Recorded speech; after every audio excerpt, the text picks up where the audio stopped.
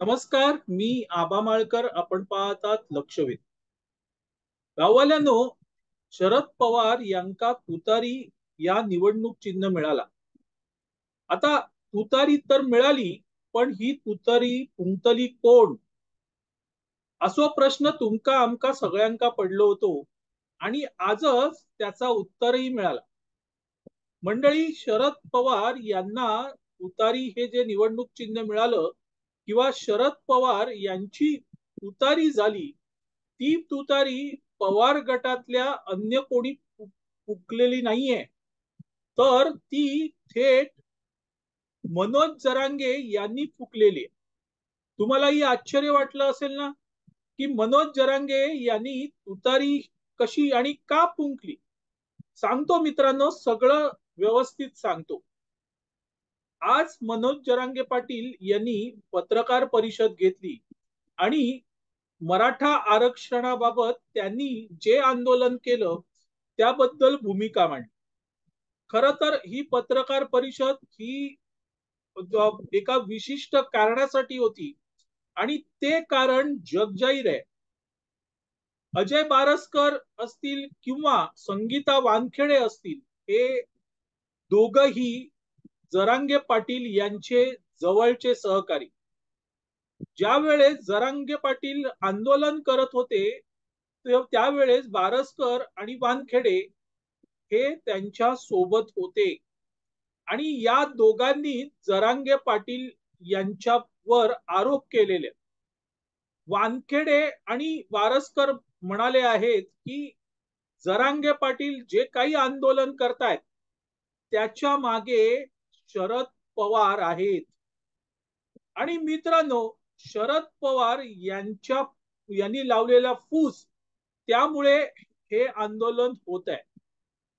आता तेच शरद पवार ज्या वेळेस आपण नाही त्यातलं म्हणत होते किंवा त्या गोष्टीचा ते इन्कारही करत नव्हते, पण मित्रांनो, हे कुठे ना कुठेतरी हळूहळू स्पष्ट होत होतं की या सगळ्या जरांगे पाटील यांच्या आंदोलनामागे कुठेतरी पवार आहेत.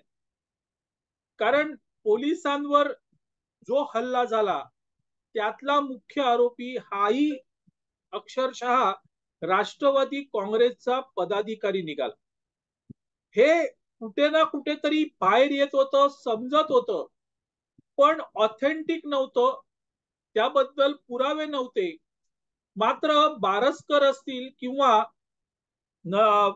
वानखेडे असतील, यांनी तर स्पष्ट सांगून टाकलं की जरांगे यांना शरद पवारांची पूस आहे आणि शरद पवार या सगळ्या जरांगे पाटील यांच्या आंदोलनामागे आहेत. असं असताना जरांगे पाटील भडकले नाहीत तर नवल नव्हतं. जरांगे पाटील यांनी बारसकर आणि वानखेडे यांच्यावर आजच्या पत्रकार परिषदेमधून जोरदार हल्ले करणं अपेक्षित होतं. पण मित्रांनो, ते झालेलं नाहीये. अर्थात आरक्षणाबद्दल बोलतील असंही अपेक्षित होतं, पण तेही झालेलं नाही.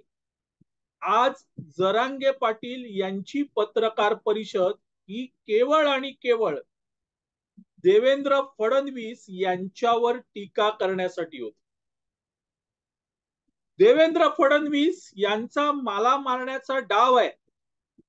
देवेंद्र फडणवीस हे मला सलाईन मधून विष देणार होते.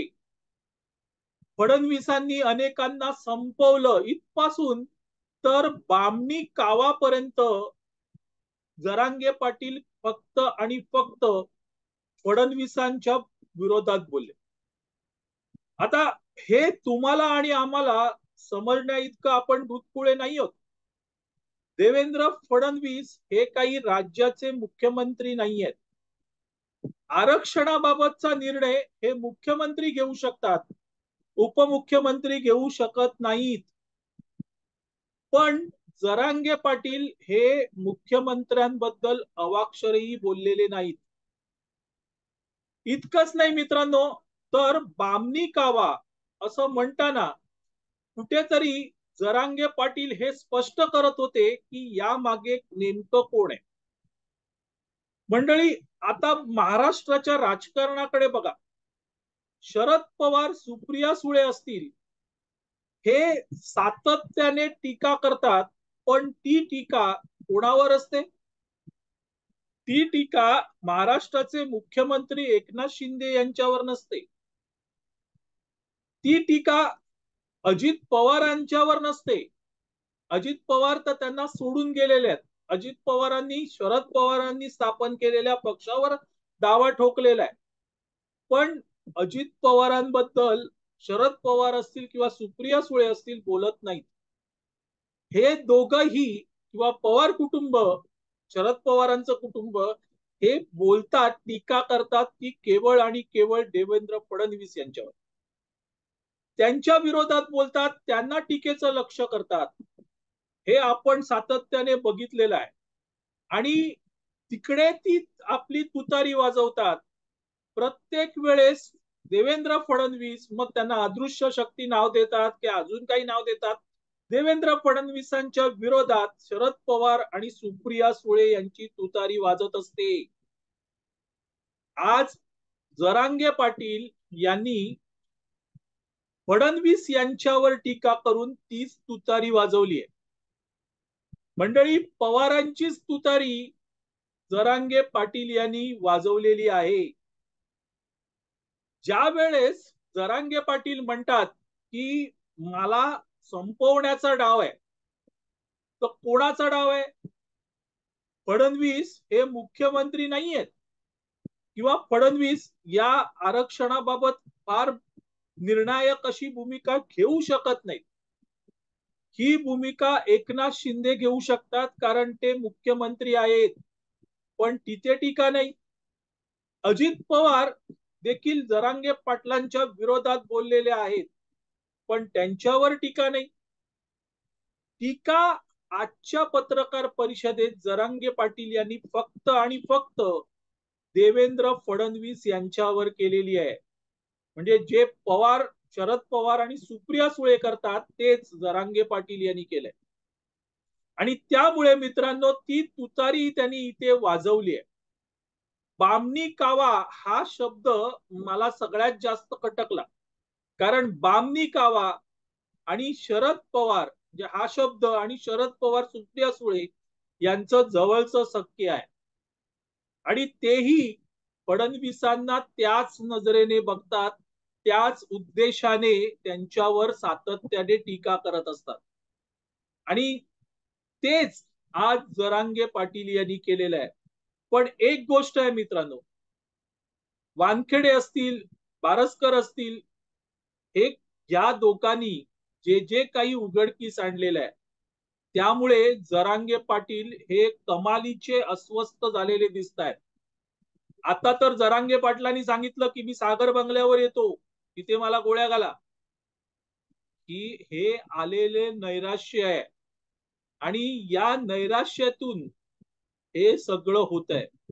मंडळी, त्याच वेळेस ज्यावेळेस जरांगे पाटील यांचं आंदोलन भारात होतं, त्याच वेळेस मी व्हिडिओ करून जरांगे पाटलांना न मागितलेला सल्ला दिला होता की तुम्ही आरक्षणासाठी आंदोलन करताय, राजकारण करू नका. पण जरांगे पाटील आरक्षणचं आंदोलन करताना राजकारणात शिरले. आणि राजकारणात शिरलं एकदा की मग समाज मागे उभा राहत नाही, हा आतापर्यंतचा अनुभव आहे. आणि म्हणूनच मराठा समाजाने लाखाचे मोर्चे काढले. त्यावेळेस कुठल्याही राजकीय नेतृत्वाला जवळ घेतलेलं नव्हतं, जवळ केलेलं नव्हतं, किंवा किंबहुना नेताच नव्हता. कारण तो नेता उद्या जाऊन जर त्याने राजकारण केलं तर यासाठी त्यांना बाजूला ठेवलं होतं. जरांगे पाटील ऐकले नाहीत. अर्थात त्यांचा या आंदोलनाचा हेतू काय वेगळा आहे आता लपून राहिलेलं नाही. असो, तुतारी फुंकली गेली, पण ती तुतारी, शरद पवारांची तुतारी फुंकली मात्र जरांगे पाटील यांनी. मंडळी, तुर्तास इथे थांबतो. आपल्याला हा व्हिडिओ आवडला तर लाईक करा, शेअर करा, लक्षवेधला सबस्क्राईब करा. धन्यवाद.